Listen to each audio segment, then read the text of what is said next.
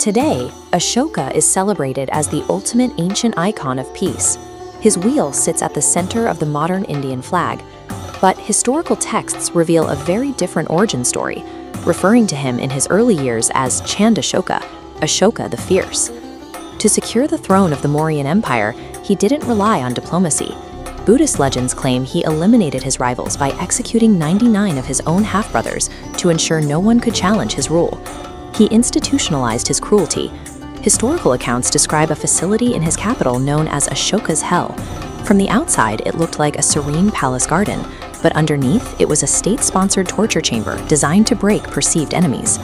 The terror extended directly to his inner circle. When 500 of his ministers failed to execute an order to cut down every fruit-bearing tree, he had them all beheaded. When concubines offended him, they were burned alive. Before he became a unifier, his statecraft relied entirely on psychological and physical terror. He maintained control through the promise of immediate violence.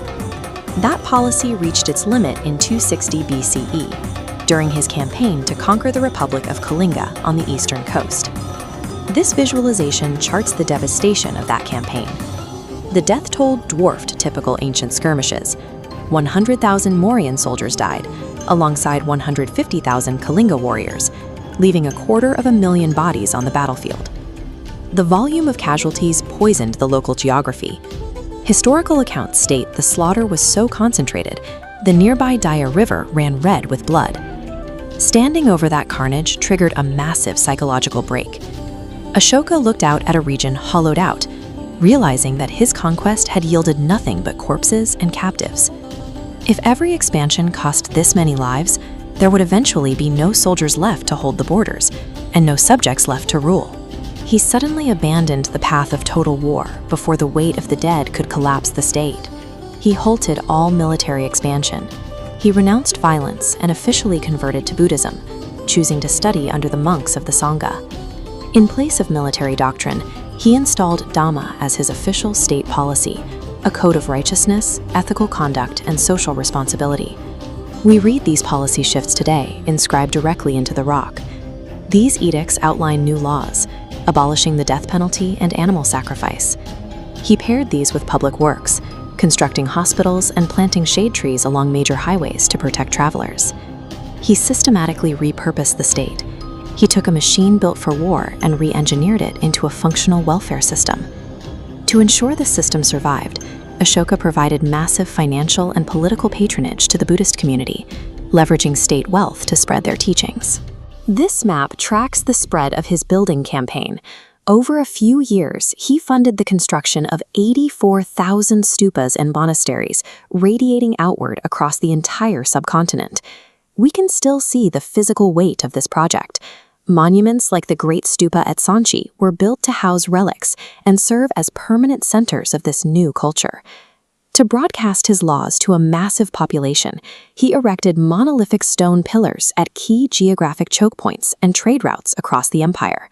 The exact words of his edicts were etched into the stone, ensuring his decrees of tolerance and nonviolence were permanently visible. This was ancient mass media. By embedding these structures into the landscape, he cemented his new image into the daily lives of his citizens. The success of this strategy is undeniable. Ashoka united almost the entire Indian subcontinent under a single administrative rule, a feat rarely matched in history. But the nature of this shift remains debated. Was the implementation of Dhamma a spiritual awakening, or a political maneuver to pacify a massive, violently acquired empire? Despite the rebranding, the Mauryan Empire maintained absolute control. The armies were not disbanded, and a network of administrators kept a tight grip. Yet the symbols of his reign were powerful enough to outlive his empire. The lion capital of Ashoka was adopted as the foundational state emblem of the modern Republic of India. Whatever he felt personally, the result was a masterclass in stability. Replacing the fear of the sword with the shared values of Dhamma allowed the empire to survive through loyalty rather than constant repression. Ashoka the Fierce tore the subcontinent apart, but Ashoka the Righteous built a moral foundation that allowed a civilization to function for generations. His legacy continues to shake the modern world, inspiring global peace movements and architecture millennia after the fall of his dynasty. Ashoka executed the most successful psychological rebrand in human history, proving that an empire built on blood does not have to drown in it. Bharat की वीरगाथा, Legend of Indian History.